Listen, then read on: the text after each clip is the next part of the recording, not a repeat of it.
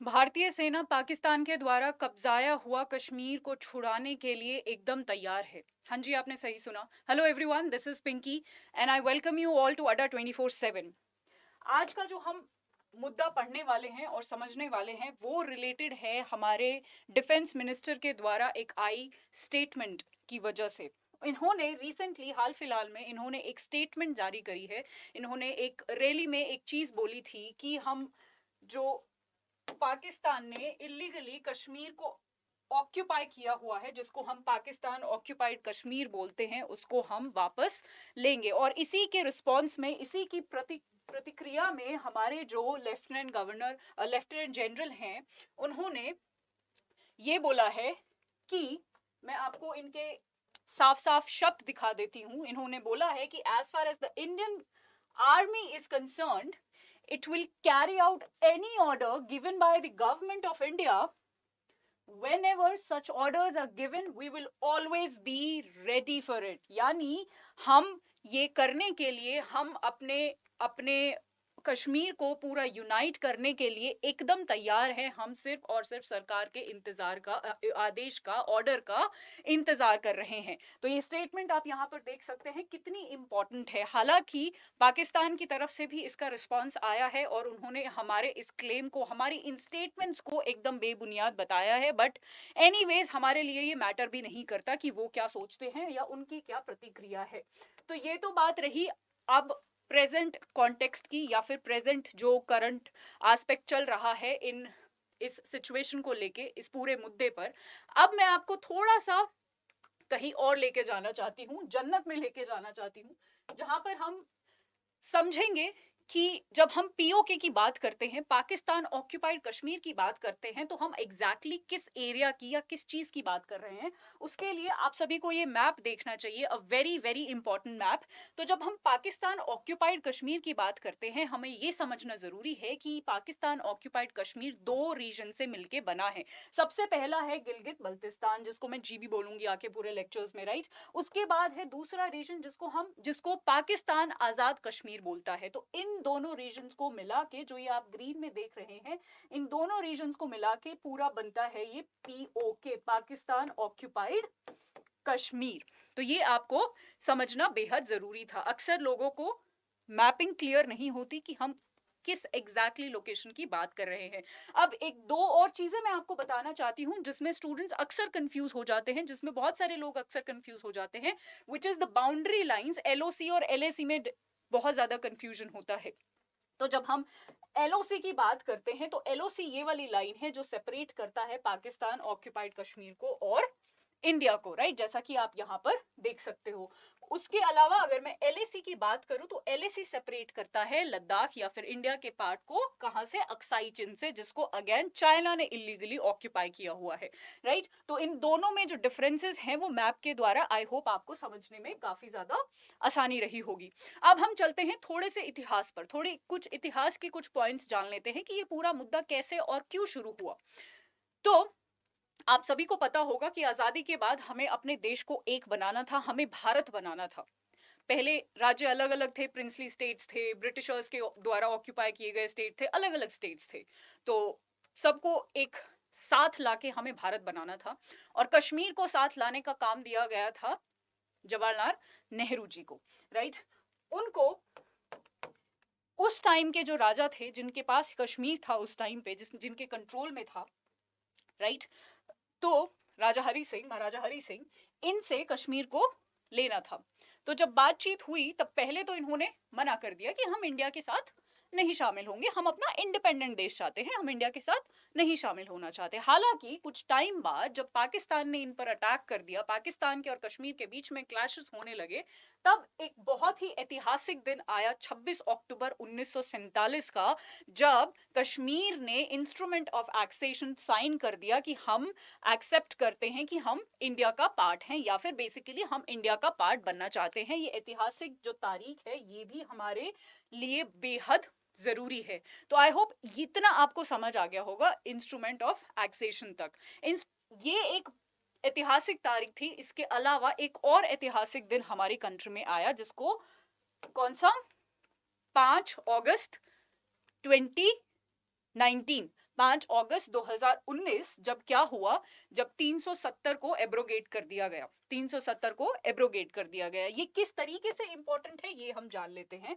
देखिए 370 क्या कहता है, 370 ये कहता है कि, या फिर 370 ये कहता था कि पार्लियामेंट के पास, यानी केंद्र सरकार या फिर जो इंडियन पार्लियामेंट की मैं बात कर रही हूं, पार्लियामेंट बेसिकली जो सारी चीजें करेगा वो कश्मीर में जो सरकार है उससे पूछ के करेगा, एक्सेप्ट थ्री थिंग्स, या फिर ये 3 सब्जेक्ट्स जो हैं वो जम्मू एंड कश्मीर में जो भी सरकार बैठी हुई है उनके एरिया से बाहर है। वो 3 सब्जेक्ट्स थे, डिफेंस, फॉरेन अफेयर्स और कम्युनिकेशन, राइट। उसके साथ साथ वो आर्टिकल ये भी कहता था कि अगर किसी के पास जम्मू कश्मीर का डोमिसाइल नहीं है तो वो इंसान वहां पर जमीन नहीं खरीद सकता। ये बहुत फेमस है, हम सबको पता होगा, आई एम श्योर, राइट। अब 370 एब्रोगेट हो गया, ये सब चले गए, तो इसकी वजह से बहुत सारी पॉजिटिव चीजें भी हुई। जो सबसे पॉजिटिव आउटकम देखने को मिला वो यहाँ पर मैं आपको शो करना चाहती हूँ। ये इकोनॉमिक टाइम्स ने कोट किया है और ये 2022 की ही रिपोर्ट है जहां पर इन्वेस्टमेंट से रिलेटेड एक रिपोर्ट सामने आई है कि ये 370 एब्रोगेट होने के बाद कश्मीर में काफी ज्यादा इन्वेस्टमेंट होना शुरू हो गया है। देखिए ये किसी भी देश के लिए या किसी भी स्टेट के लिए बहुत बहुत जरूरी होता है। मैं पर्सनली ये समझती हूँ अपनी पूरी नॉलेज से कि अगर कोई भी स्टेट या कोई भी देश आज के टाइम में पिछड़ा हुआ है तो उसका एक मेजर कारण है वहां पर इंडस्ट्रियलाइजेशन का ना होना, वहां पर मैन्युफैक्चरिंग हब्स का ना होना। तो इंडस्ट्रियलाइजेशन और इन्वेस्टमेंट जो है वो बेहद बेहद जरूरी है, उसी से हमारे यूथ को एम्प्लॉयमेंट मिलेगा। और जम्मू और कश्मीर वाले रीजन में तो यूथ को एम्प्लॉयमेंट देना बेहद जरूरी है ताकि वो अलग गतिविधियों में शामिल ना हो जाएं। तो मैन्युफैक्चरिंग हो गया, इन्वेस्टमेंट हो गया, इंडस्ट्रियलाइजेशन हो गया, ये सब कितने जरूरी है स्पेशली ऐसे हॉटस्पॉट के लिए, तो ये शायद इससे ज्यादा मैं आपको नहीं बता सकती। तो बहुत सारे अलग अलग न्यूज़पेपर्स ने, बहुत सारे अलग अलग लोगों ने, रिपोर्ट्स ने ये कोट किया कि इन्वेस्टमेंट जो है वहां पर काफी ज्यादा बढ़ गया है, जो कि एक बहुत पॉजिटिव न्यूज थी। अब मैं एग्जैक्टली बता देती हूँ कि बहुत सारी कंपनीज जैसे अपोलो, एमआर, जिंदल, इन सब ने वहां पर इन्वेस्ट किया। उसके अलावा वहां पर $2.5 बिलियन का भी बेसिकली इन्वेस्टमेंट ये पूरे जगह ने अट्रैक्ट किया। उसके अलावा जम्मू एंड कश्मीर एडमिनिस्ट्रेशन जो है उन्होंने एक स्कीम इंट्रोड्यूस करी, new industrial development scheme with N outlay of 28,400 crore. Again a very very big development अगर हम वहां के इंफ्रास्ट्रक्चर की बात करते हैं तो इंफ्रास्ट्रक्चर कितना जरूरी है ये शायद अभी तक आपको बहुत अच्छे से समझ आ गया होगा। अब ये तो बात रही कि हम जो है वो जम्मू कश्मीर को बेहतर बनाने की या फिर उस पूरे फ्रेजाइल एरिया को बेहतर बनाने की कोशिश कर रहे हैं। अब जान लेते हैं उन लोगों का मत या फिर उन लोगों की दशा जो पीओके या फिर पाकिस्तान ऑक्युपाइड कश्मीर में रह रहे हैं। हमें ये समझना होगा कि क्या वो लोग खुश हैं। तो ये अभी रीसेंट ही रिपोर्ट आई है जो मैं आपको दिखाना चाहती हूँ। आज की ही एक रिपोर्ट है जहां पर हम ये देख सकते हैं कि वहां पर भी एंटी पाकिस्तान प्रोटेस्ट वहां पर चल रहे हैं। पीओके के रीजन में मैं बात कर रही हूँ, मतलब वहां के लोगों के साथ भी काफी ज्यादा एक्सप्लॉयटेशन हो रहा है और ये हमारी सरकार की या हमारी जिम्मेदारी है कि इन लोगों पर जो अत्याचार हो रहा है हम उनको रोके और ये जो उन्होंने हमारी इलीगली लैंड ऑक्यूपाई की गई है उसको हम वापस ले। और एग्जैक्टली इसी लाइन पर चलते हुए हमारे रक्षा मंत्री ने अभी बयान दिया है कि हम ये करके रहेंगे, राइट। चलिए आगे बढ़ते हैं। सो अब हमने पूरा एरिया समझा, मैं आपको मैप दिखाती हूँ। हमने ये पूरा एरिया समझा, हमने यहाँ पर देखा था गिलगित बल्तिस्तान है, जीबी है, और यहाँ पर आजाद कश्मीर जो पाकिस्तान बोलता है आजाद कश्मीर। अब हमारे लिए समझना और सबसे जो जरूरी क्वेश्चन है वो ये आ जाता है कि एरिया जो है वो इतना इंपॉर्टेंट है क्यों। देखिए वैसे तो इसको बताने की ज्यादा जरूरत है नहीं, बट फिर भी एक स्ट्रेटेजिक पॉइंट ऑफ व्यू से मैं आपको बताना चाहती हूँ। आप इस एरिया को देखोगे तो आपको समझ आएगा कि एक ऐसी लोकेशन पे सिचुएटेड है जहां पर हमें कौन कौन बॉर्डर कर रहा है। हमारे दो बहुत बेहतरीन मित्र, एक तरफ से हमें चाइना भी बॉर्डर कर रहा है, यहाँ पर हमें पाकिस्तान का भी बॉर्डर लगता है यहाँ पर, राइट। और अब तो अफगानिस्तान जहां पर तालिबान का रूल हो चुका है वो भी बॉर्डर कर रहा है। तो आप इसकी लोकेशन देख सकते हो कि कितना स्ट्रेटेजिकली इंपॉर्टेंट लोकेशन पे ये सिचुएटेड है। और ऐसी लोकेशन पे अगर कोई भी स्टेट या फिर कोई भी जगह सिचुएटेड होती है तो वो ऑटोमेटिकली किसी भी सरकार के लिए बेहद जरूरी हो जाती है अपनी इंटरनल सिक्योरिटी के लिए। तो सिक्योरिटी पर्पस के लिए ये बहुत ही इंपॉर्टेंट रीजन है, राइट। अब बात कर लेते हैं दूसरे कारण की। ये तो हुआ स्ट्रेटेजिक कारण जिसको हमने अभी देखा। अब एक और कारण है और यहाँ पर चाइना का एंगल इन्वॉल्व है। हम यहाँ पर सिर्फ दो कंट्रीज के पर्सपेक्टिव से नहीं पढ़ेंगे, इंडिया पाकिस्तान, यहाँ पर चाइना भी एक रोल प्ले कर रहा है और ये मैं अभी आपको 2 मिनट में बताने वाली हूँ कि चाइना का क्या यहाँ पर रोल है। देखिए, चाइना का आपने सीपेक मॉडल सुना होगा जो कि BRI का एक पार्ट है जो 2013 में लॉन्च हुआ था, राइट। एग्जैक्टली क्या है ये सीपेक?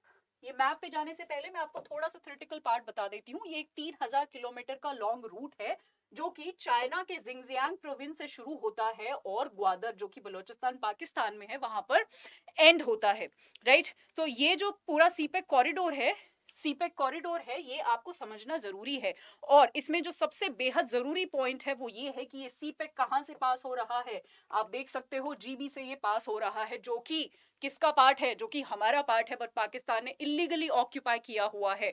तो आप समझ सकते हो कि अगर, हाँ जी, तो आप समझ सकते हो। अच्छा, इंडिया पे इसके क्या रिपरकशन, इंडिया पे इसके क्या आप बोल सकते हो कि इस इंडिया को क्यों प्रॉब्लम है, उस पॉइंट पे आने से पहले मैं आपको ये बताना चाहती हूँ कि चाइना का ये एक बहुत ही मेजर प्रोजेक्ट है। क्योंकि चाइना क्या है, इस रोड से अपनी ट्रेड बढ़ाना चाहता है आगे मिडिल ईस्ट कंट्रीज और, है ना, आगे बेसिकली अपनी कनेक्टिविटी और ट्रेड बढ़ाना चाहता है। ऑल्सो इसकी वजह से चाइना को इंडियन ओशन का एक्सेस भी मिल जाएगा जो कि अगेन एक बहुत ही इंपॉर्टेंट है किसी भी देश की पॉलिटिक्स के लिए, राइट। चलिए अब जान लेते हैं कि इंडिया पर क्या इम्प्लीकेशंस हैं। देखिए, सीधा रीजन है। आप खुद अपनी एक घर का एग्जाम्पल लेके यहाँ पर समझते हैं। मान लीजिए आपका घर है, ये हमारा घर है, कश्मीर हमारा घर है, ठीक है। आपके घर को आपके पड़ोसी ने आपके घर का एक एरिया इलीगली ऑक्यूपाई आपका पड़ोसी कर लेता है। और वो वहीं तक नहीं रुकता, वो इतनी बदतमीजियों पे आ जाता है कि वो उस इलीगली ऑक्यूपाइड लैंड को किसी और को बेच देता है और कहता है कि तुम यहाँ किराए के मकान बना लो। अब क्या आप इमेजिन कर सकते हो कि आपके घर में किसी और ने इलीगली ऑक्यूपाई कर लिया है आपका एक एरिया और किसी थर्ड पार्टी को बेच भी दिया है और वो आके किराए के मकान आपके घर के अंदर बना रहे हैं। We can never tolerate this. तो हम ये कैसे टॉलरेट कर ले कि हमारी लैंड को उन्होंने इलीगली ऑक्यूपाई कर लिया और चाइना को अलाउ भी कर दिया कि आप यहां से ये पास कर सकते हो। तो डेफिनेटली ये बदतमीजियों को तो हम नहीं टॉलरेट करेंगे और करना भी नहीं चाहिए। तो इसका बहुत ही सिंपल लॉजिक है कि इंडिया की जो सॉवरेनिटी है उसको हर्ट किया है इस सीपेक के पूरे प्रोजेक्ट ने, जिसकी वजह से हमें ये डेफिनेटली मंजूर नहीं है। जाते जाते मैं सिर्फ ये कहना चाहती हूँ कि जो भी हमारे रक्षा मंत्री या फिर जो भी हमारी सेना के जो भी बयान आए हैं उनसे मैं पर्सनली एकदम सहमत हूँ, ठीक है। चाहे हम पीसफुल रेजोल्यूशन से अपने पार्ट को वापस ले या फिर वॉर के थ्रू किसी भी तरीके से हम अपने पार्ट को वापस ले, बट मैं और आई एम श्योर आप सब इंडिया को एक यूनाइट होते हुए दोबारा से डेफिनेटली देखना चाहते हैं। आज के लिए इतना ही। Thank you so much.